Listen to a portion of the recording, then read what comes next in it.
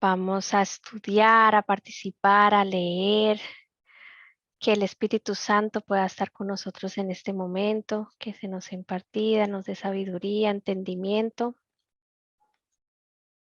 en este estudio de este maravilloso libro. Vamos a entrar al capítulo 5, ya terminamos el cuarto. Vamos a entrar al capítulo 5. El cuarto estuvimos hablando de la parábola del trigo y la cizaña. Aprendimos muchísimo. Alabado sea nuestro Señor Jesús, que nos pueda seguir enseñando a cada uno de nosotros. Este capítulo está basado en Mateo 13, 31, 32, Marcos 4, 30 y 32, Lucas 13, 18 y 19. Por si desean en sus casas estudiar también en la semana, pedirle sabiduría al Señor y también compartirnos cuando estemos aquí leyendo este capítulo estos sábados. La hermana Lucy nos puede colaborar. Entre la multitud que escuchaba las enseñanzas de Cristo, había muchos fariseos. Estos notaron desdeñosamente que sus oyentes lo reconocían como el Mesías y discutían entre sí cómo este modesto maestro podría exaltar a Israel al dominio universal, sin riquezas, poder u honor. ¿Cómo había de establecer el nuevo reino? Cristo leyó sus pensamientos y les contestó: ¿a qué haremos semejante el reino de Dios? ¿O qué parábola le compararemos? Entre los gobiernos terrenales no había nada que pudiera servir para establecer una semejanza. Ninguna sociedad civil podía proporcionarle un símbolo. Es como el grano de mostaza, dijo él, que cuando se siembra en tierra es la más pequeña de todas las simientes que hay en la tierra. Mas después de sembrado, sube y se hace la mayor de todas las legumbres y echa grandes ramas, de tal manera que las aves del cielo pueden morar bajo su sombra. Entonces podemos ver que al principio cuando el Señor impartía la palabra, bueno, habían unos fariseos, muchos fariseos dice acá, que notaron que muy poco le reconocían como el Mesías, ¿no? Pero eso no quería decir pues que Cristo no iba a tener una misión y no iba a ser grande y escuchado en toda la tierra, ¿no? Y después aceptado por muchos. Eso no quería decir que su misión era un fracaso o que eso no venía del Señor, del Padre. Entonces, bueno, antes de pasar acá algo que a mí me llamó la atención, algo que les haya llamado la atención, que les haya gustado, que nos quieran compartir de esto que acabamos de leer. Pues como Jesucristo no vino, Jesús no vino de una manera ostentosa, ¿cierto? Sino que venía pues de unos padres humildes y él humilde. Entonces se preguntaban que cómo así que de él, ¿sí? Podría, digamos, llegase a ser un rey o podría ser un, digámoslo así, ¿no? Un mandamás, ¿no? Con mucha influencia, sí. Exacto, sí. Y como alguien así podía tener tanta influencia. Exacto, sí. Y Pero hay algo gracias a Dios. que, diga, hermano. Sí, sí, di. No, terminé. Ah, bueno, sí. Pensé que ya había terminado, qué pena. Hay algo No, hay algo que siempre a veces intentamos incluso nosotros mismos tratar de imaginar las cosas celestiales, ¿no? O cómo funciona el cielo arriba, cómo es el gobierno, qué hace la gente o incluso cómo gobierna el Señor, ¿no? Pero acá una vez más nos aclara que es que no se puede, porque dice acá, ¿y a qué haremos semejante al reino de Dios? ¿O con qué parábola le compararemos? Y no hay ningún gobierno, por más perfecto que sea, por más próspero que sea, por más correcto ante nuestros ojos que sea, no hay, dice acá, no hay ninguna sociedad civil que pueda proporcionar un símbolo de lo que venía a ofrecer Jesús, de lo que venía a mostrar el Señor, que era su reino.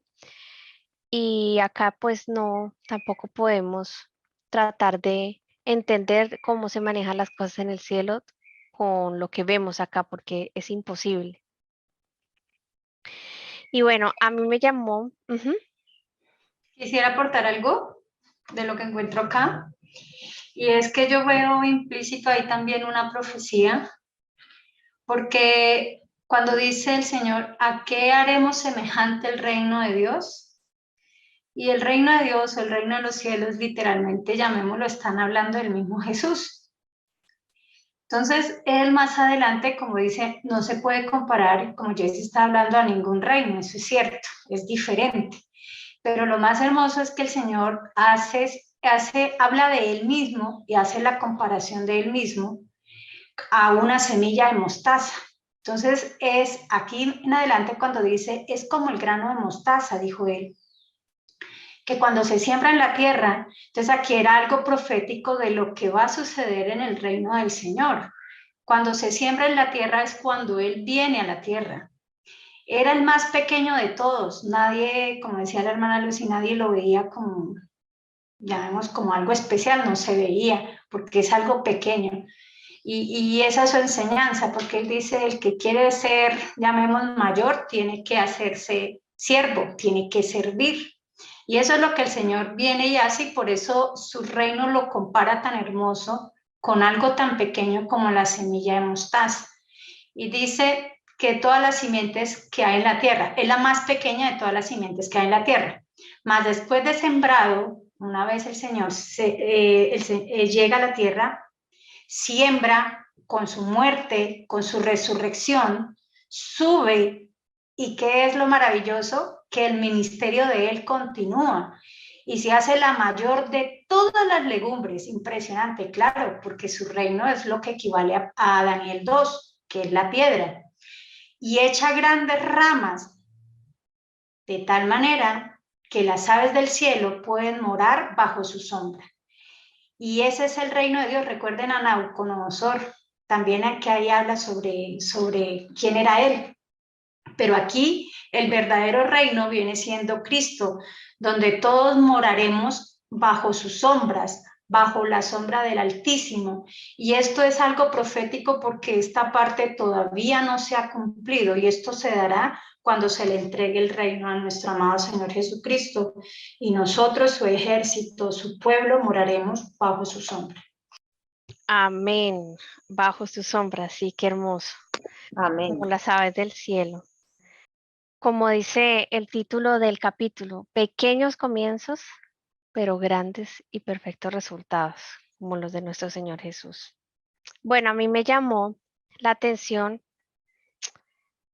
la palabra fariseos, porque dice, entre la multitud que escuchaba las enseñanzas de Cristo había muchos fariseos, ¿no?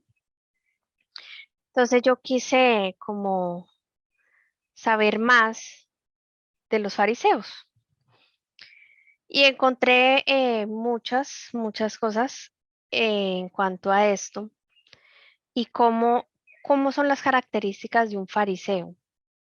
Entonces encontré, por ejemplo, en mismo palabras de el maestro, pero mucho más adelante, que después un capítulo, bueno, o parte de un capítulo sobre eso, pero dice que el fariseo no piensa en su propia preparación para el cielo,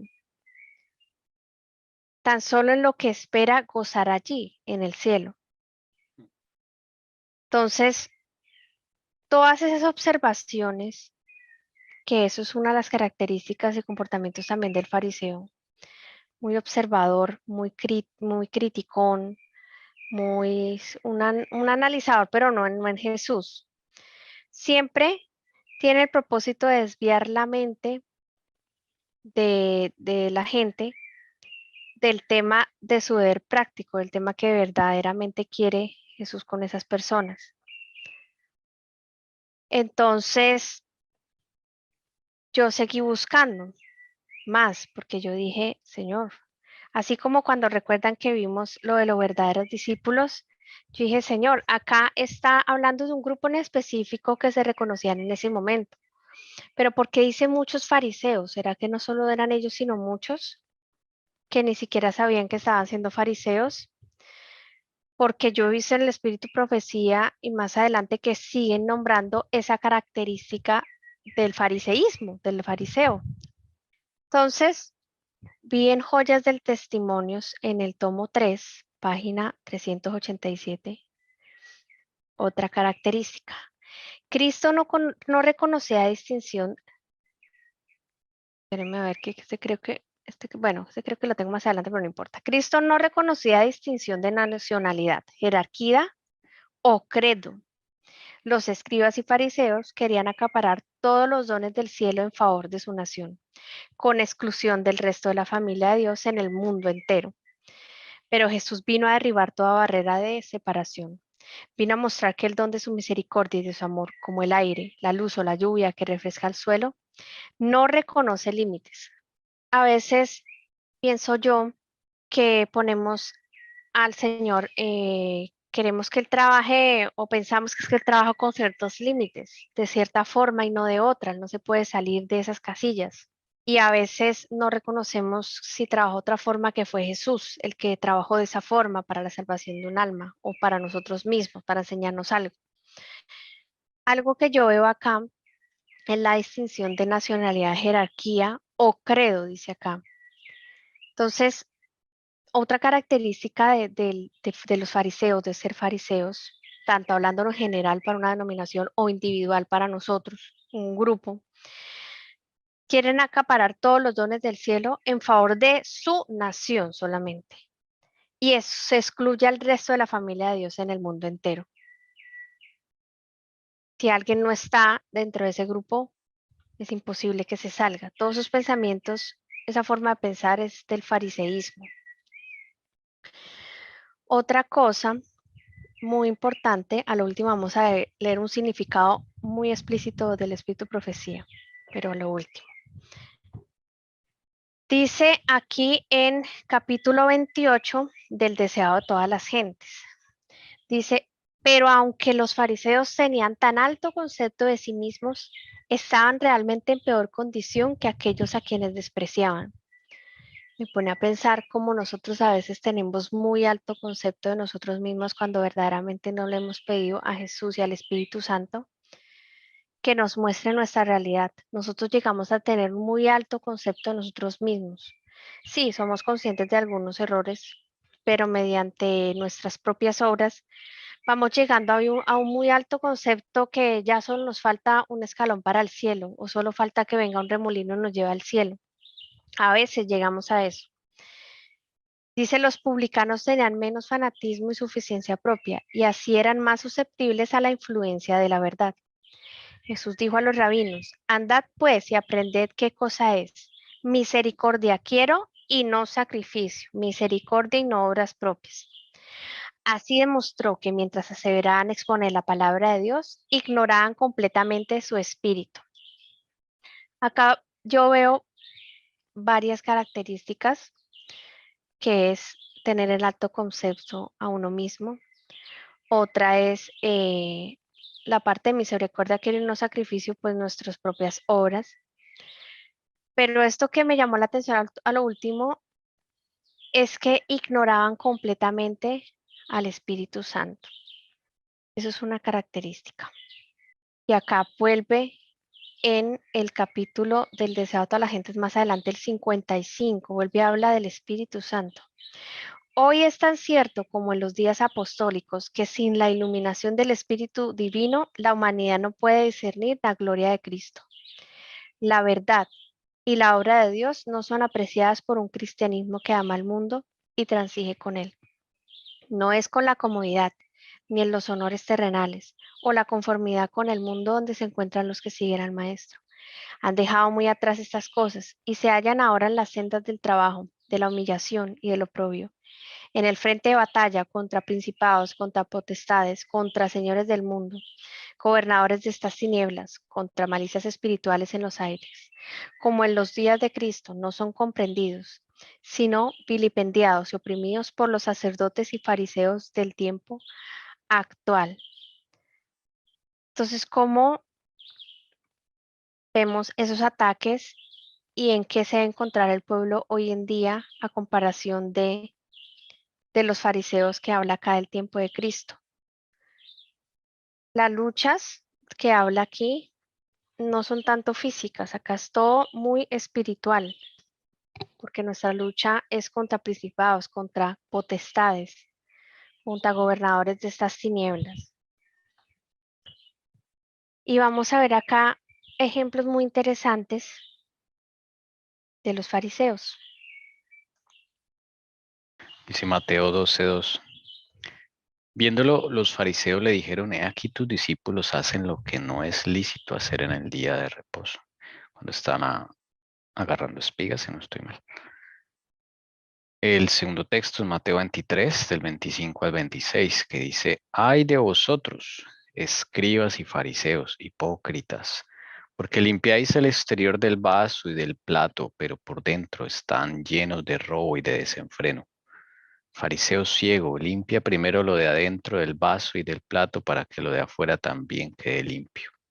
Sí, entonces analicemos un poquito si quieren aportar algo, si ven algo allí, también lo pueden decir. Acá vemos que una característica que hablamos en el primer párrafo que él también leí yo, en Mateo 12.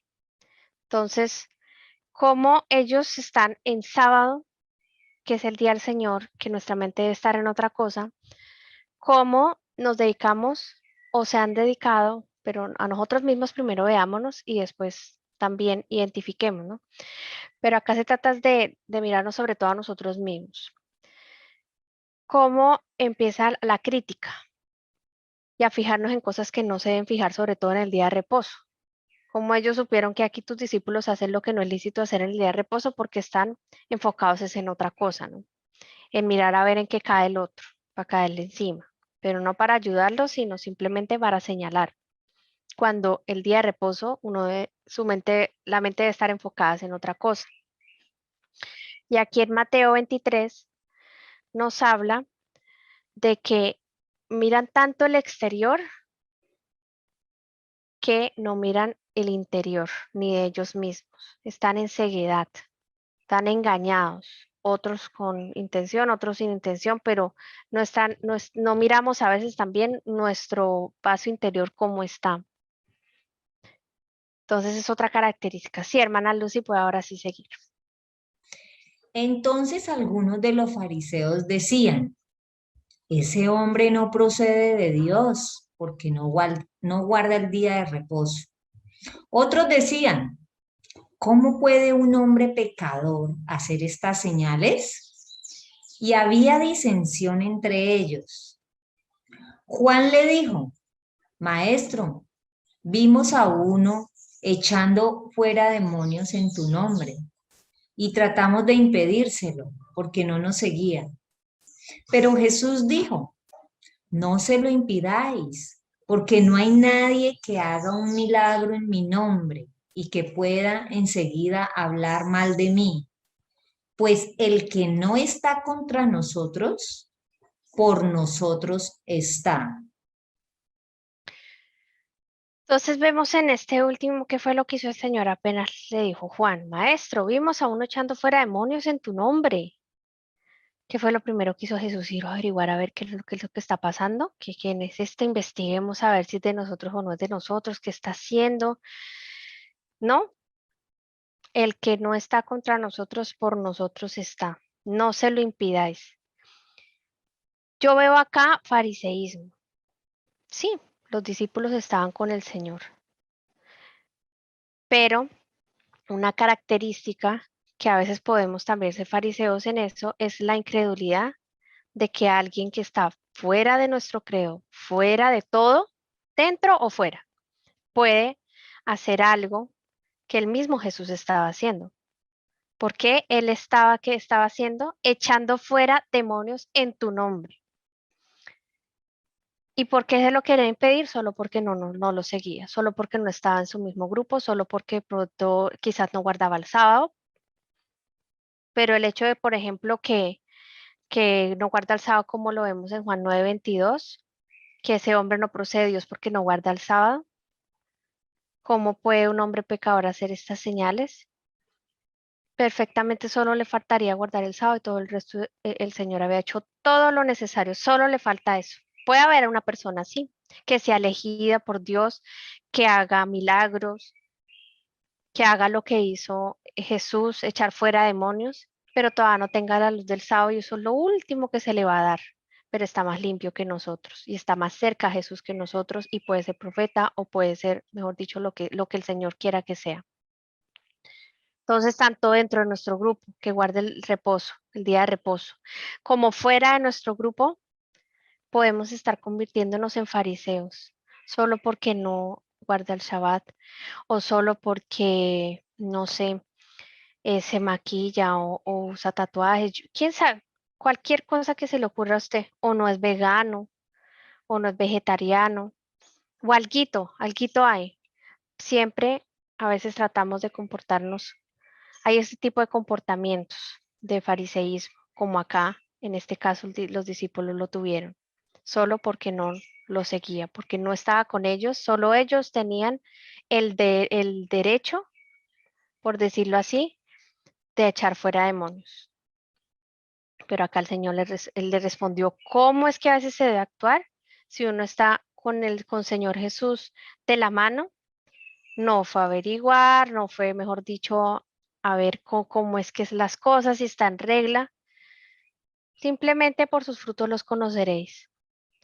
Y se iba a saber si era el Señor o no. Él no se preocupó en nada. Y antes les dijo que no se lo impidáis. Vamos a seguir. El hermano Esteban me puede colaborar con este párrafo y ya seguimos con el otro, con la hermana Lucy. Otro ejemplo. Entonces, el camino a Cristo, capítulo 3.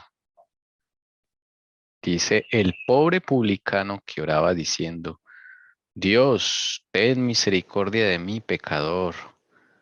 Se consideraba como un hombre muy malvado y así le veían los demás. Pero él sentía su necesidad y con su carga de pecado y vergüenza se presentó a Dios e imploró su misericordia. Su corazón estaba abierto para que el Espíritu de Dios hiciese en él su obra de gracia y le libertase del poder del pecado. La oración jactanciosa y presuntuosa del fariseo demostró que su corazón estaba cerrado a la influencia del Espíritu Santo. Por estar lejos de Dios, no tenía idea de su propia corrupción, que contrastaba con la perfección de la santidad divina. No tenía necesidad alguna y nada recibió. El que no siente necesidad de Cristo, pues no va a recibir nada. Como decía una vez Lutero, cuídate de que no te sientas muy santo, tanto que ya Jesús no pueda estar contigo, porque Jesús vino a morar entre los pecadores para quitar el pecado. Buena enseñanza.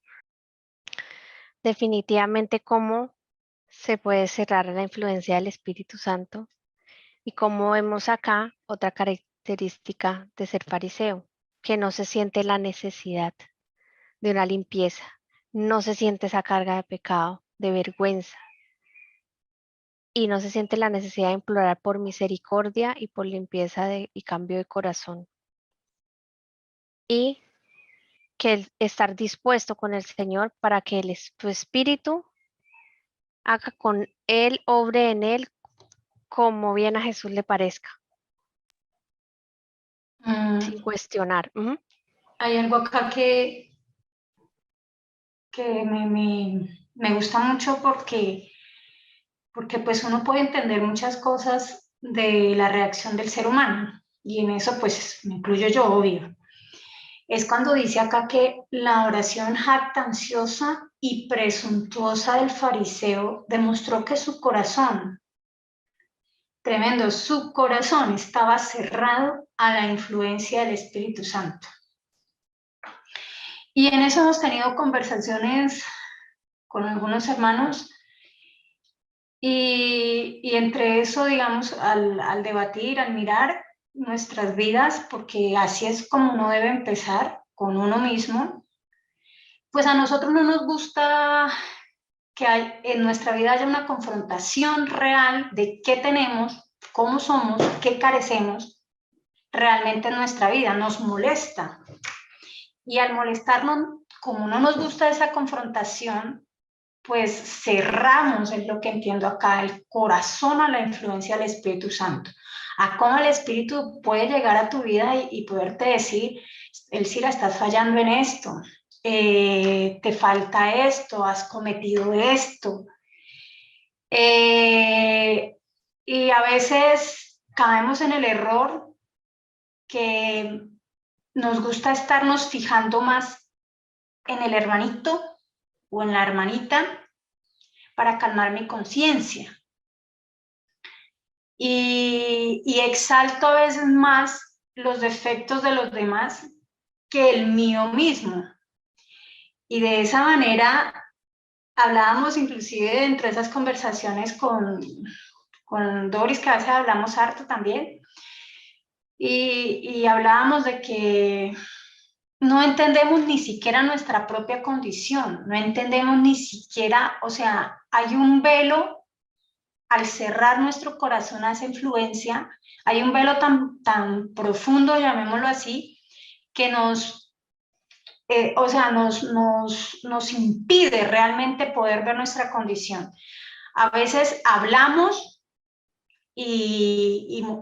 digamos, a veces el Señor nos usa, a cualquiera de nosotros, hermanos, porque así nos usa el Señor, para poder amonestar, para poder mostrar, y a veces hablamos que se da uno cuenta que esas amonestaciones realmente es algo extraño, pasa como por encima y uno ni cuenta se da, ni entró en el oído y ni siquiera se quedó nada, o sea, literal.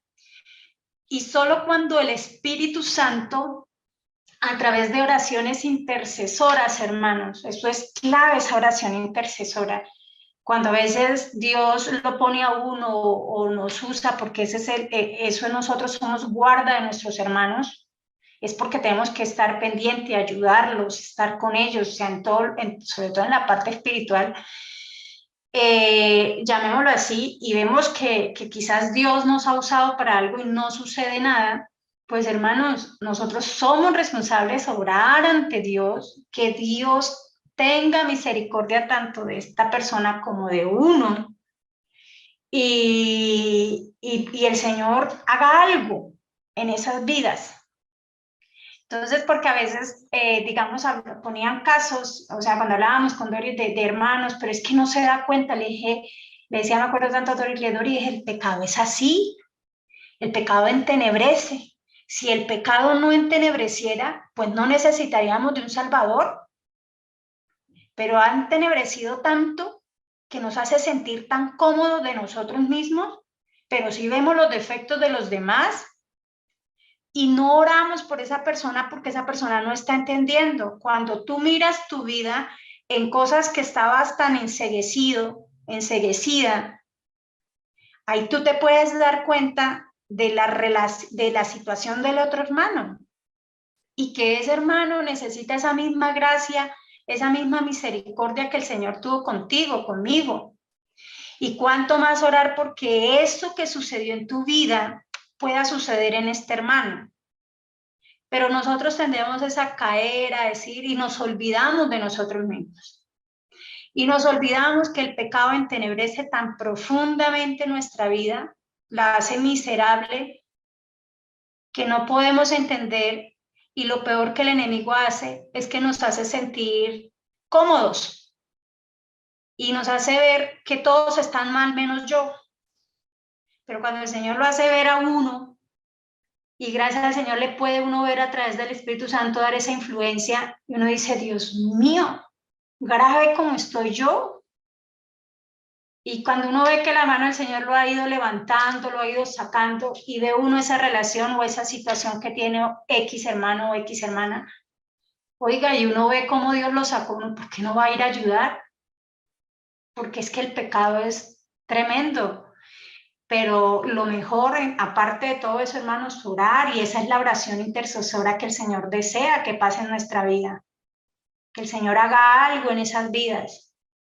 Que esos corazones, llamemos que están cerrados a la influencia del Espíritu Santo, el Señor los toque, como no sé, el cómo le pertenece a Dios, pero que nosotros sí podamos orar por ellos. Gracias. Amén. Cuán importante es el amor al prójimo y orar por ellos. Nosotros mismos, pero por ellos. Definitivamente sí, a veces nos sentimos nos tenemos muy alta estima y cuando no necesitamos, no tenemos necesidad, pues nada vamos a recibir. Pero el Señor está dispuesto a darnos mucho más, a limpiarnos y a mostrarnos. La hermana Lucy puede colaborarnos con este último párrafo. Sí, señora. Cristo no reconocía distinción de nacionalidad, jerarquía o credo. Los escribas y fariseos querían acaparar todos los dones del cielo en favor de su nación, con exclusión del resto de la familia de Dios en el mundo entero. Pero Jesús vino para derribar toda barrera de separación. Vino a mostrar que el don de su misericordia y de su amor, como el aire, la luz o la lluvia que refresca el suelo, no reconoce límites. Ese era el que les había leído. Entonces, ¿qué hacía Cristo? Él no miraba de qué nacionalidad era, de qué jerarquía era, de qué credo es, de qué iglesia era usted, qué tan engañado está, no. Y tampoco querer acaparar todos los dones del cielo en favor solo. Quien quiera ganar la salvación, quien quiera estar en la segunda venida de Cristo, solo tiene que estar donde yo esté, no. Tiene que ser lo que yo soy, no. La familia de Dios está en el mundo entero. Y en muchos rediles, como dice la palabra. Hay un significado acá para terminar esta parte en el Espíritu Profecía que dice, ¿quién es un fariseo? Es un hombre que se ha encargado de ser su propio salvador y está muy confiado en su propio poder para hacer esa tarea. No importa si vivió hace 1800 años o si vive hoy.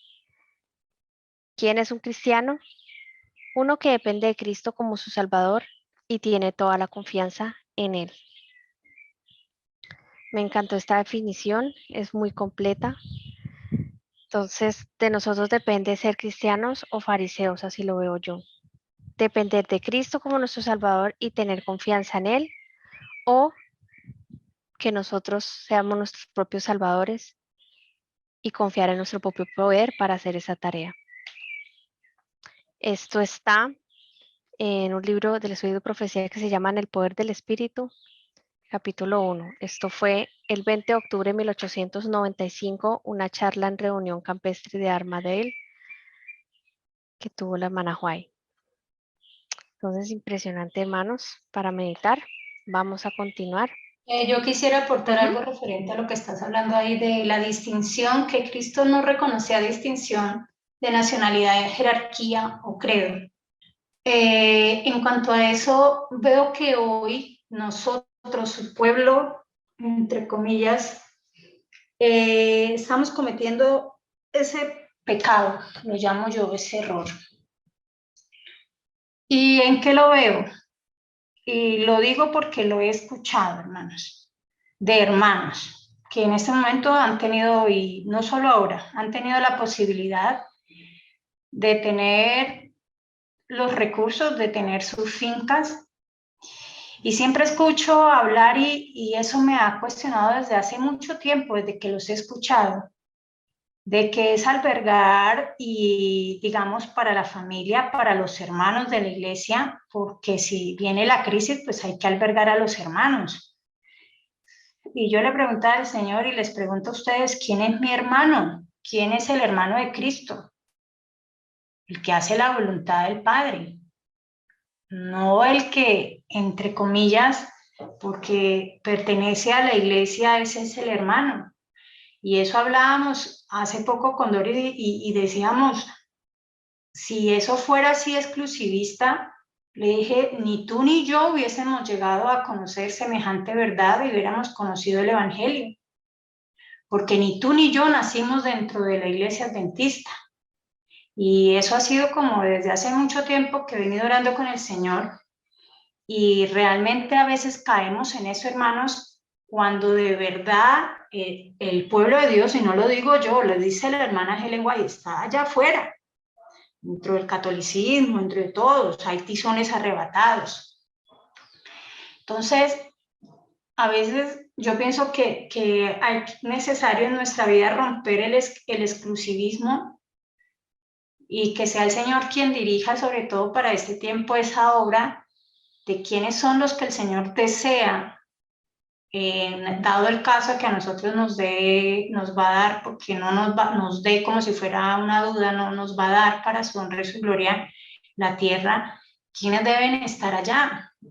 Inclusive también le decía yo a Doris en esa conversación, le decía, imagínense, yo que tengo familia no convertida, no conoce el Evangelio, no lo han aceptado, me han visto, pero no lo han aceptado y llega un momento difícil, ay, no, lo siento, ustedes no son adventistas y pues yo no lo puedo dejar entrar.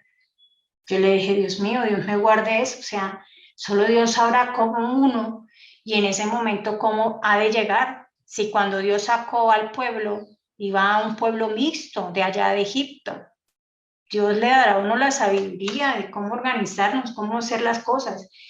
Pero a esto es a lo que voy, ni Cristo hizo exclusivismo y así, y eso es como poner un ejemplo, de verdad ahí en nosotros hay esa situación tan fea en nuestra vida, esa distinción y creernos a veces un poco mejor que los otros que de pronto tienen ese velo y no han podido entender esas verdades que nosotros a hoy las hemos podido entender.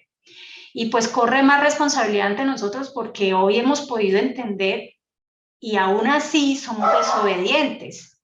Aquellos que todavía no han podido entender, imagínense. Cuánta más misericordia. Gracias. Establecer un credo para todo el mundo fue lo que se hizo durante la Edad Media. Y ese fue el objeto de persecución, de cruzadas, de guerras y sangre que hemos visto. Nunca fue la idea de Dios de establecer credos. Los credos, como dice la palabra, es algo que alguien cree. Y es muy respetable y Dios, el Señor Jesús, respeta los credos de las personas, aunque tengan errores. También debemos ser conscientes. Y yo, la verdad, no conozco ningún credo que no tenga errores. ¿Sí? El credo como tal es debería ser algo individual, debería ser algo muy de libre albedrío que el Señor nos dio a cada uno. Pero tratar de establecer un credo en masa es el peor error que pueden caer los seres humanos, porque necesariamente se va a tener que obligar a la gente a creer algo y la gente se va a ver obligada a someterse a algo que compuso otra persona o otro grupo de personas. Entonces, por eso el Señor nunca le preguntó a nadie usted en qué cree. Él no entró en esas discusiones y es por eso que todos los que llegaban al Salvador se sentían acogidos, no se sentían excluidos. Hasta los griegos, esos que llegaron allí casi a lo último de su ministerio, que querían hablar con Jesús, no se sintieron excluidos.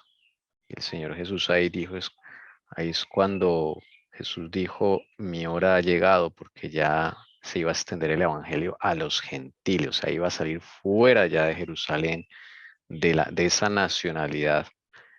Duro golpe para el pueblo judío, pero una gran enseñanza para ellos y para todo el mundo.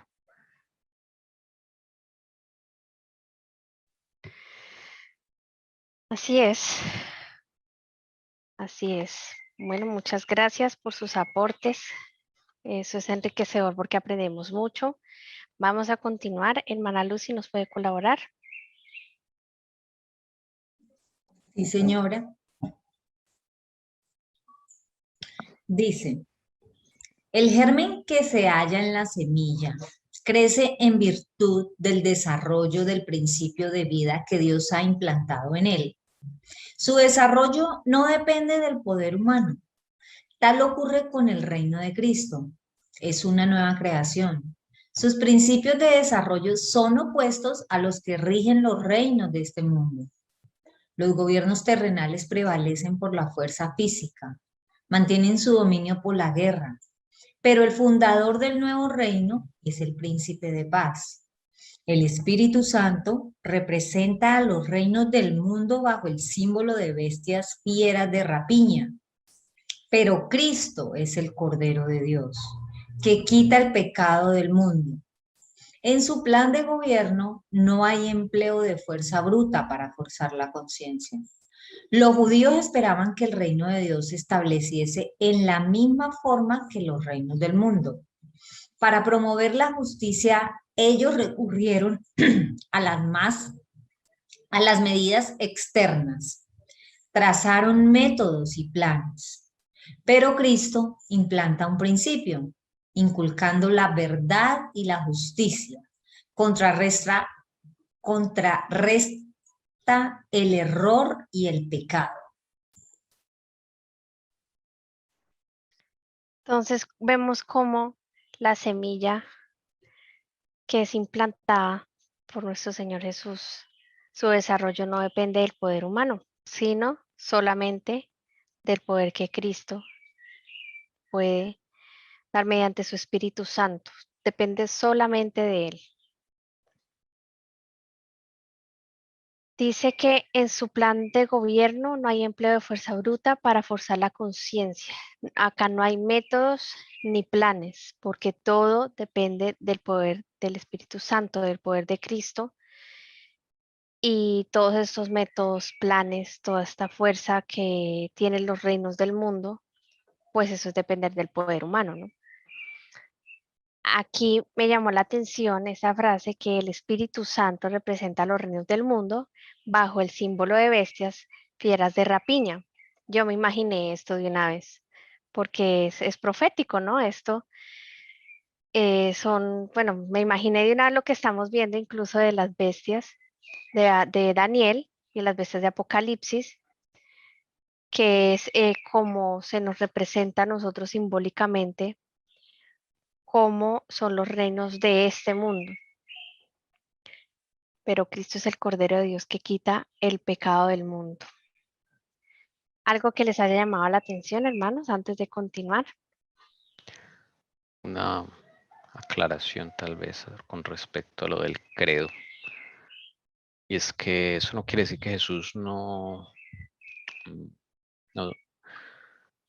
implementó o no charló acerca de las creencias con sus discípulos, con los hombres, ¿no? Pero nunca lo hizo para estigmatizar, o sea, para clasificar, este es de mi reino y este no. De hecho, cuando él se metía en las creencias de las personas era para enseñarles algo, para confirmarles si lo que creían era correcto o era una tradición.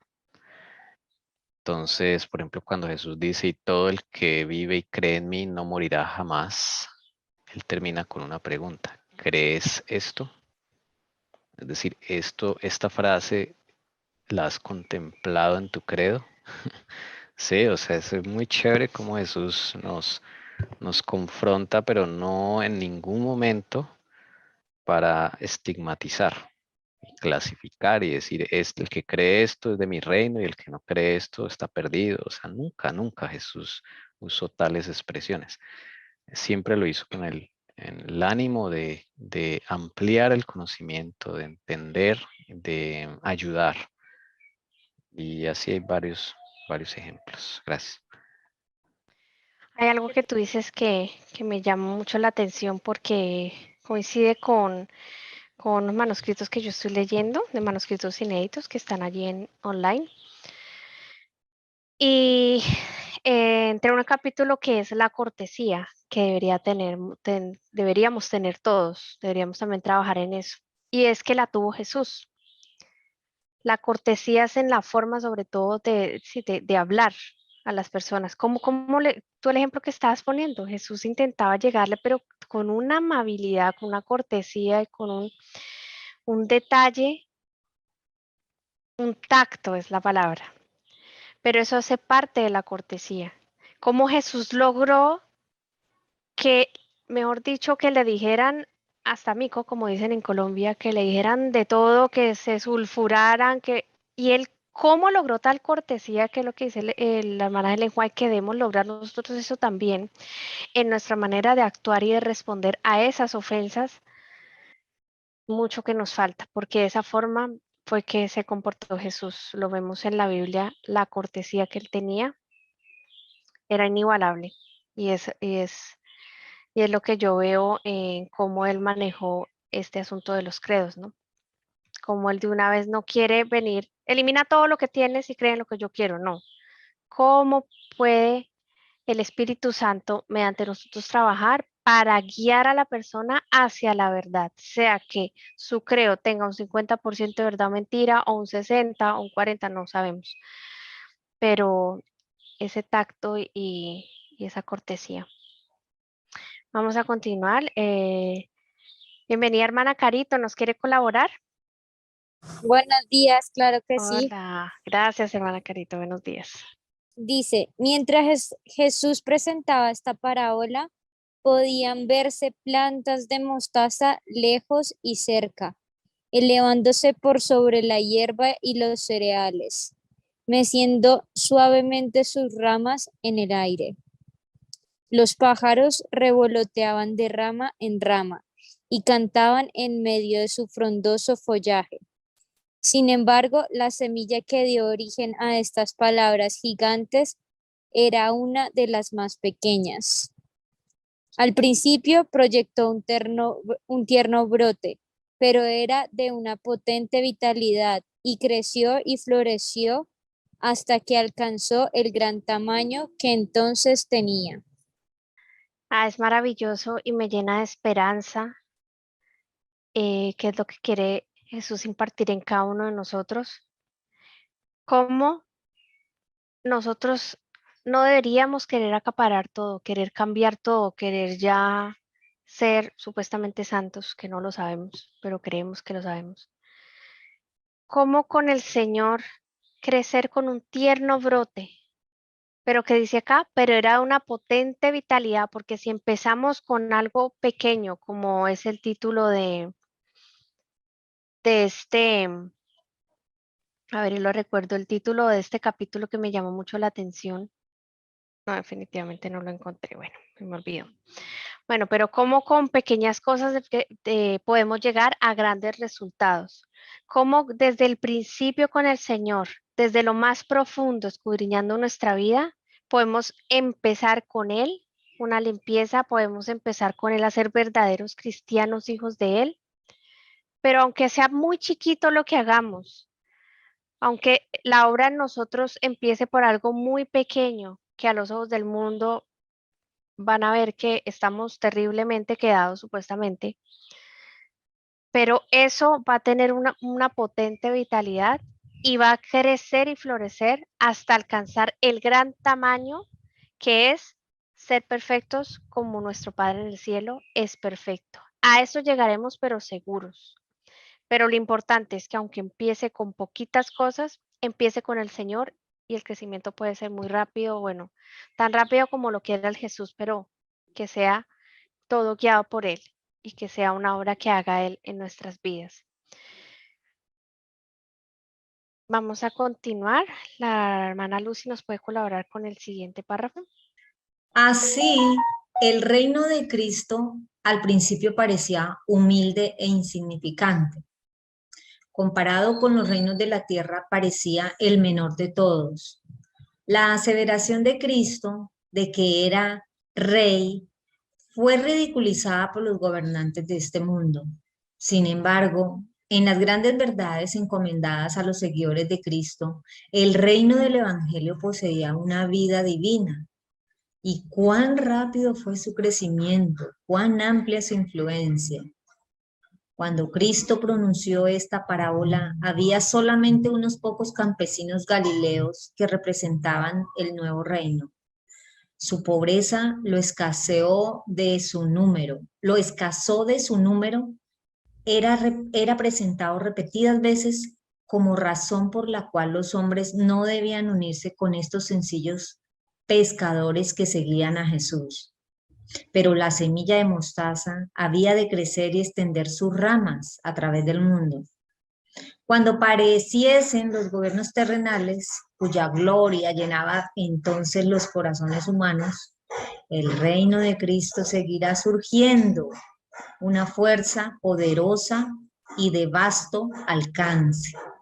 Al principio el reino de Cristo, o sea, Jesús, parecía humilde y insignificante ante los ojos de muchos. Comparado, pues claro, con los reinos de la tierra, parecía menor, como lo vimos en el primer párrafo. Los mismos fariseos, muchos que habían allí mientras él predicaba, veían que muchos no le reconocían. Pero todo lo que salía de la boca de nuestro Señor Jesucristo poseía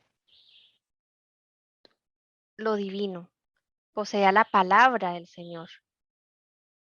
Eran verdades, como dice acá, encomendadas, y fue tan rápido su crecimiento y tan amplia su influencia que ni se dieron cuenta todos los que iban en contra de Cristo en qué momento creció todo. Lo vimos también en los reformadores.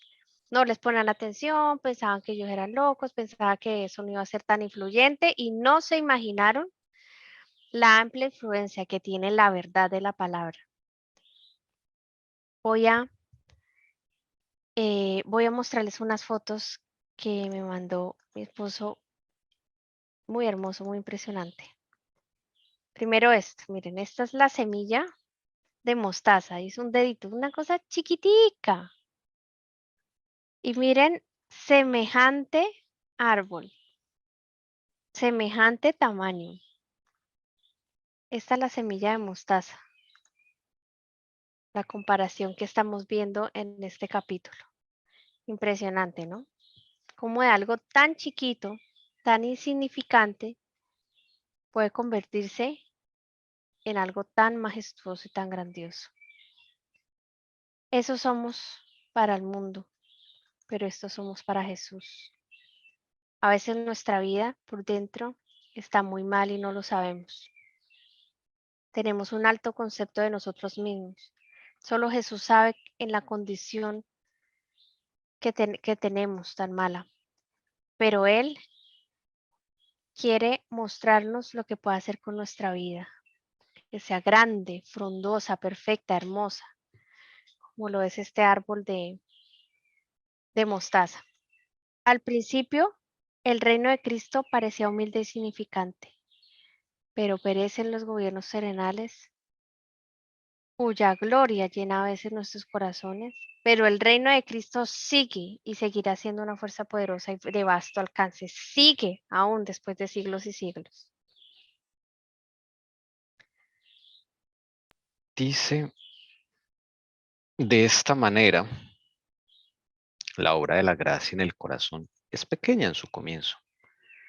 Se habla una palabra, un rayo de luz brilla en el alma, se ejerce una influencia que es el comienzo de una nueva vida. ¿Y quién puede medir sus resultados? En la parábola de la simiente de mostaza no solo se ilustra el crecimiento del reino de Cristo, sino que en cada etapa de su crecimiento la experiencia representada en la parábola se repite. Dios tiene una verdad especial y una obra especial para su iglesia en cada generación. Resalto, en cada generación. Si notamos, Dios tiene una verdad especial y una obra especial para su iglesia en cada generación.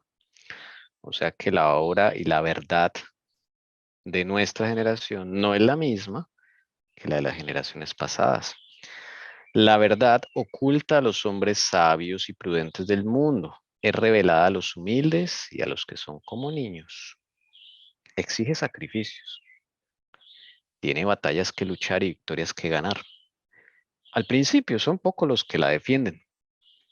Ellos son contrarrestados y desdeñados por los grandes hombres del mundo y la iglesia que se conforma al mundo. Veda a Juan el Bautista, el precursor de Cristo, solo reprendiendo el orgullo y el formalismo de la nación judía. Muy cierto, muy cierto.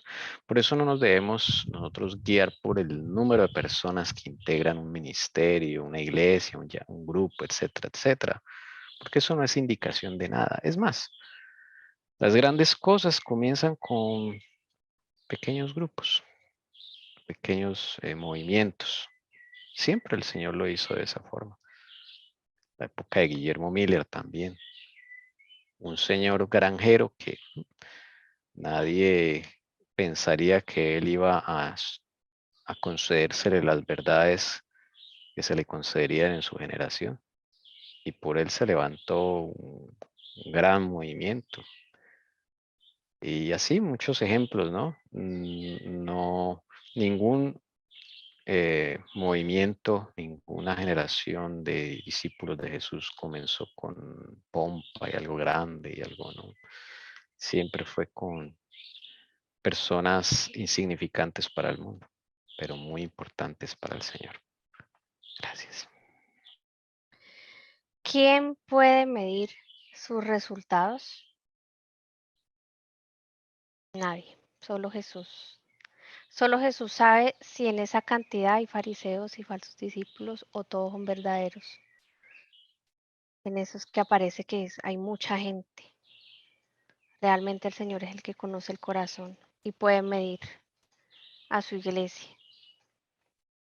Hay una frase que siempre me quedó, que fue de una monjita que fue rectora del colegio en los últimos pocos años que yo estuve. Antes de salir, ella llegó nueva, como los últimos 3 años por ahí. Y poco a poco el colegio fue decreciendo sus estudiantes. Era un poquito más personalizado. Llegamos a tener solo 20 en cada clase. Antes era más. Es un colegio muy grande. Pero ella siempre decía, yo necesito calidad y no cantidad. Y a mí eso se me quedó siempre.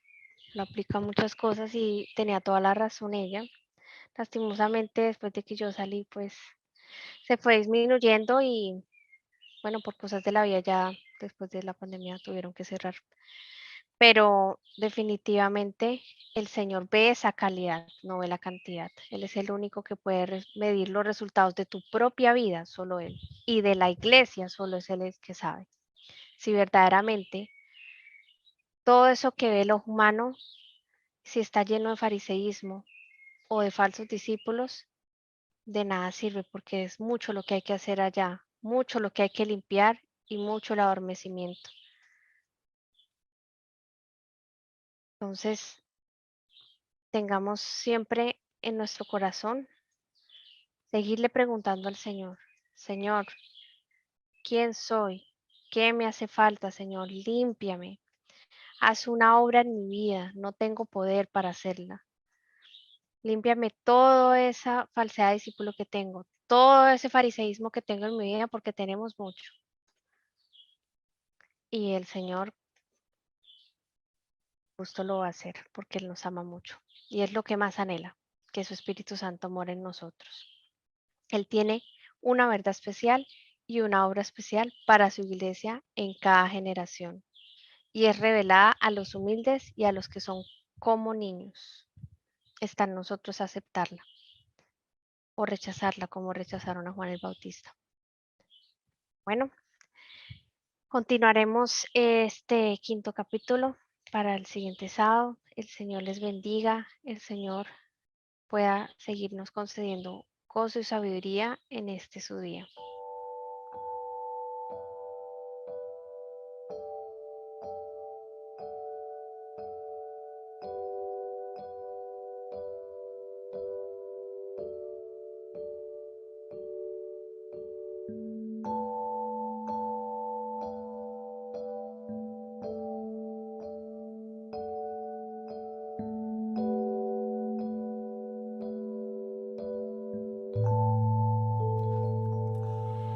Me dice el Salvador,